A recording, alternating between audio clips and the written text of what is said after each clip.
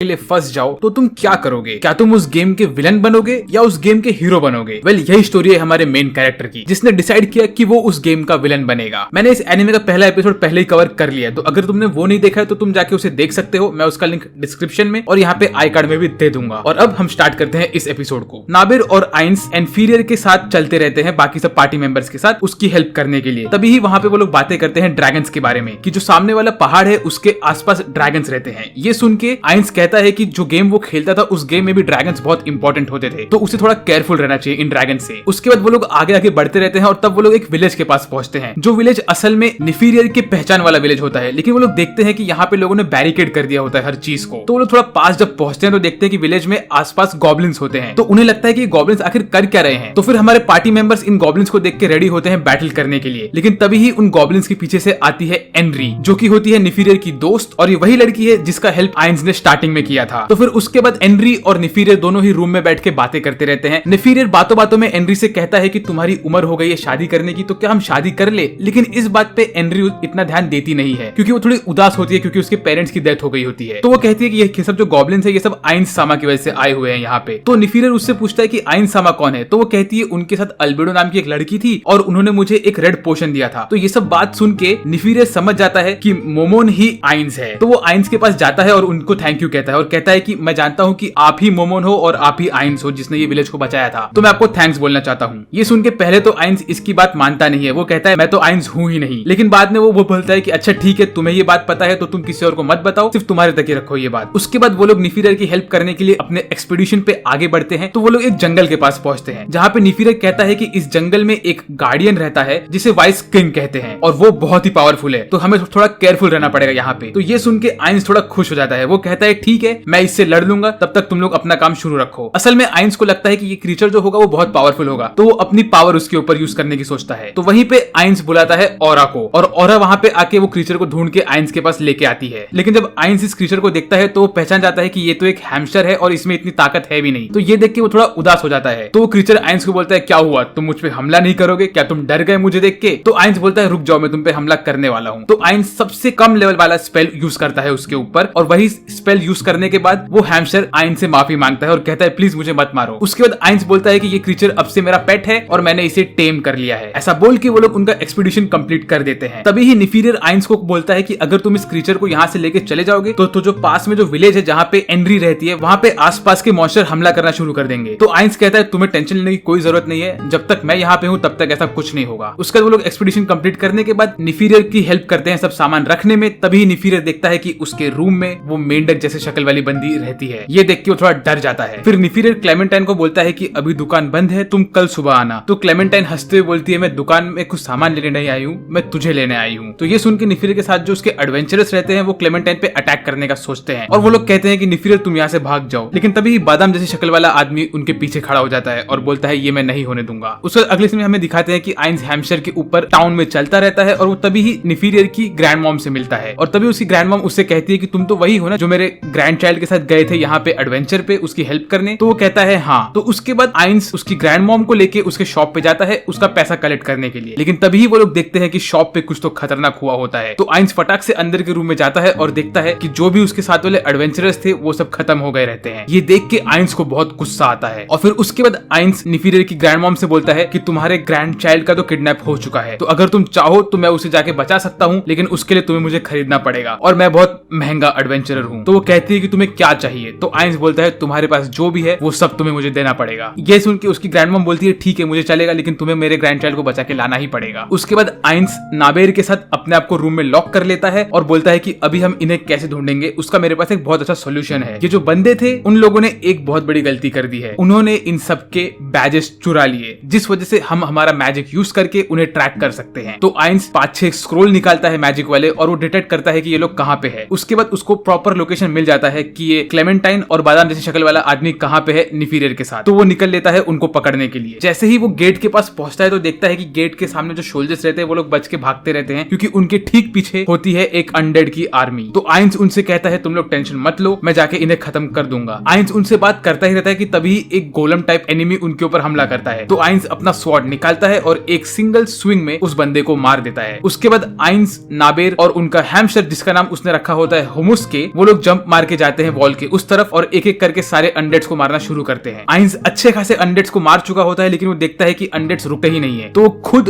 दो लोग को समन करता है। एक होता है जैक द रीपर और एक होता है बोन स्मैशर, या फिर इसका नाम था बोन कलेक्टर। वेल ये दोनों आके फटाफट सारे अनडेड्स को मारना शुरू कर देते हैं। उसके बाद आइंस पहुंचता है बादाम वाले बंदे के पास और उसको बोलता है कि तुमने उस लड़के को कहां छुपा के रखा है, उसे मेरे पास भेज दो। और तभी ही मेंढक जैसी शक्ल वाली क्लेमेंटाइन वहां पे आती है और हंसने लगती है। कहती है क्या तुम तुम्हारे दोस्तों का बदला लेने आए हो मुझसे? तो वो कहता है नहीं, मैं तो सिर्फ उन्हें जानता था, लेकिन मुझे कोई फर्क नहीं पड़ता कि तुमने उसे मार दिया। पर हाँ, तुमने उन लोग को मारा, उससे तुमने मेरे प्लान्स में दखल अंदाजी की है और इस वजह से अब तुम मेरी दुश्मन हो। ऐसा बोल के आइंस क्लेमेंटाइन को लेके जाता है एक ओपन एरिया में उससे लड़ने के लिए और नाबेर को कहता है कि नाबेर तुम ये बादाम जैसी शक्ल वाले बंदे से लड़ो। और फिर इस तरफ नाबेर इलेक्ट्रोस्फीयर करके एक स्पेल यूज करती है और बादाम वाले आदमी के सारे साथियों को एक साथ खत्म कर देती है। और तभी ही बादाम वाला आदमी अपना एक स्पेशल मूव यूज करता है नाबेर के ऊपर। वो एक स्केलेटन ड्रैगन को समन करता है, जो कि असल में कहा जाता है कि ये ड्रैगन के ऊपर कोई भी मैजिक काम नहीं कर सकता। तो ये कहता है कि अब तो तुम कुछ नहीं कर सकती, तुम्हारा मैजिक इसके ऊपर नाकामयाब होने वाला है। तो तभी नाबेर कहती है ठीक है, मैं अपना फिजिकल स्ट्रेंथ यूज करूंगी। और नाबेर अपना एक तलवार निकालती है जो कि असल में खंजर टाइप का होता है और ड्रैगन के ऊपर हमला करती है। ये देख के बादाम टेंशन में आ जाता है, बोलता है कि तुम क्या हो, तुम्हारे पास इतनी ताकत कैसे है? फिर बादाम उसके हाथ में जो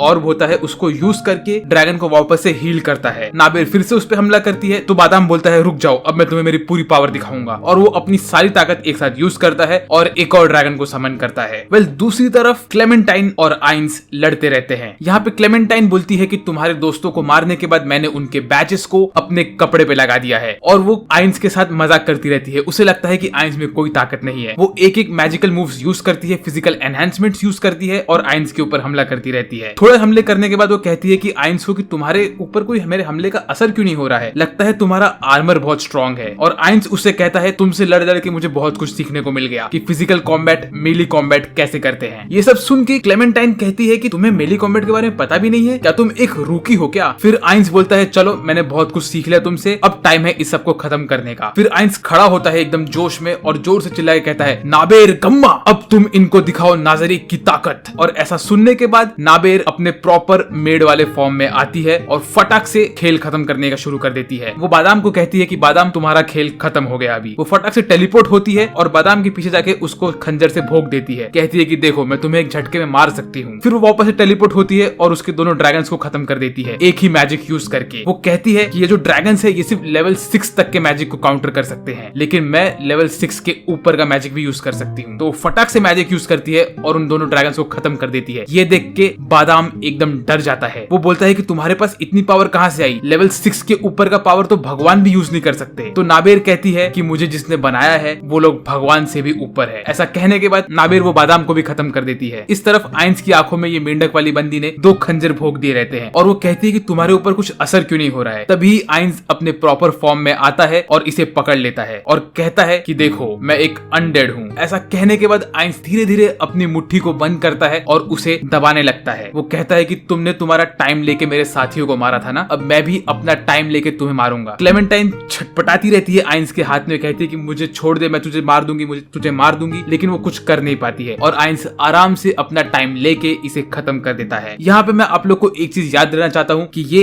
एनिमे का जो मेन कैरेक्टर है वो असल में विलन है और यहाँ पे ये चीज हम अच्छे से देख भी सकते हैं। फिर उसे खत्म करने के बाद आइंस और नाबेर अपनी जगह पे वापस जाना शुरू करते हैं और तभी ही हुमुस के भी वहाँ पे आ जाता है। इसके बाद आइंस वो रूम में घुसता है और जाके इन्फीरियर को बचा लेता है। वो उसके ऊपर एक मैजिक यूज करता है और बोलता है कि मैं तुम्हारे अंधेपन का इलाज कर दूंगा और फिर वो इन्फीरियर को वहां से लेके बाहर निकलता है। वेल फिर अगले सीन में हमें दिखाते हैं कि आइंस का लेवल अप हो गया रहता है और उसका बैच ब्रॉन्ज बैच से चेंज होके एक ब्लूइश कलर का बैच बन जाता है और तभी उसको उसके नाजारिक से एक कॉल आता है और उसमें वो लोग कहते हैं कि शेल्टियर ब्लड फॉलन ने हमें धोखा दे दिया।